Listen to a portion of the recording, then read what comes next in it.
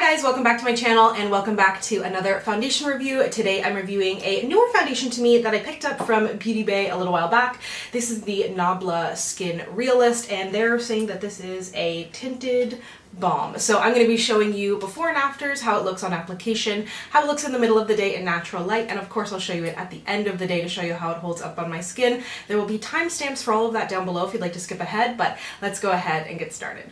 So Nabla wasn't a brand that I was particularly familiar with, but I saw them on Instagram all the time. So this is the Skin Realist Beauty Tinted Balm with hyaluronic acid microspheres. You get 1.6 fluid ounces in here, which is about a little bit, well, quite a bit more actually than the size of an average foundation, which is 1 fluid ounce. So you're kind of getting a foundation and a half plus a little bit. And this retailed for $38 Canadian, and I picked it up from Beauty Bay. I'll link that haul down below. I did end up paying customs on that order. It was about a $280 order, and I think I paid $70 in customs, which I mentioned in the video, but I'm like, if I wasn't a YouTuber, would I have paid that $70?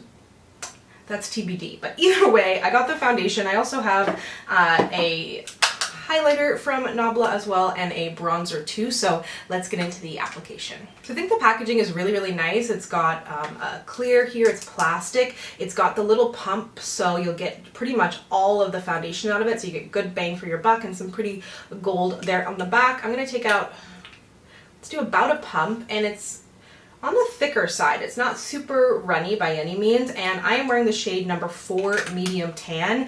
This comes in 7 shades, which is not a lot. That being said, it is a lighter coverage product, so you're going to be able to fit more shades under one kind of shade group. So I'm about halfway in terms of being where I am in the shade range. And when I purchased this, 4 was a really good match. Now that I have a little bit more of a tan, I could have perhaps gone up a shade, but if you Google them, there's a ton of swatches of this.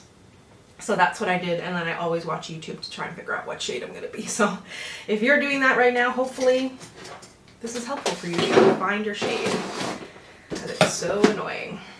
Hopefully we're not too far in the video, but I hate when I go to someone's foundation review and not only do they not have their shade linked in the description, I'm like 12 minutes in and they haven't mentioned their shade. I'm like, what are you wearing? I need to know. You can see it blends out really easily. Just tapping it in with a sponge.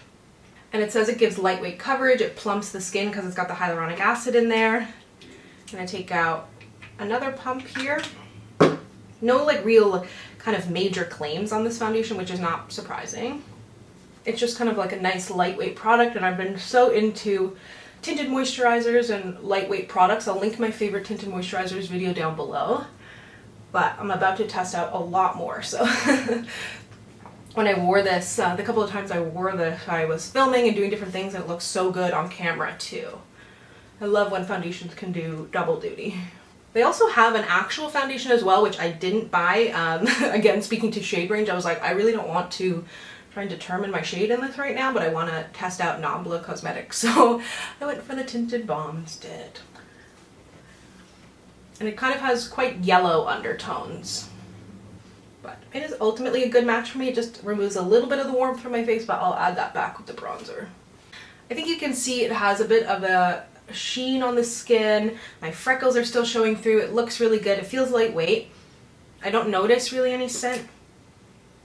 I don't really notice much of a scent, but it looks really, really beautiful and light. Feels really light on the skin too. So I'm going to go ahead now and take some photos, put on the rest of my makeup, and I'll be right back. Okay, so I'm back. I have the rest of my makeup on now, and I think things look really good. It gives a nice amount of coverage. It's lightweight, I would say light to medium. It's buildable, but it definitely has like a thicker texture, so I wouldn't try to build it up past a medium. I did a little bit of powder foundation on top of it. That's how I love to wear like skin tints, skin balms, tinted moisturizers. It adds just a little bit more coverage and kind of locks things in place, especially where it's really, really humid in Toronto right now. My skin is not oily, but my face is still sweaty, so I need to keep that in mind.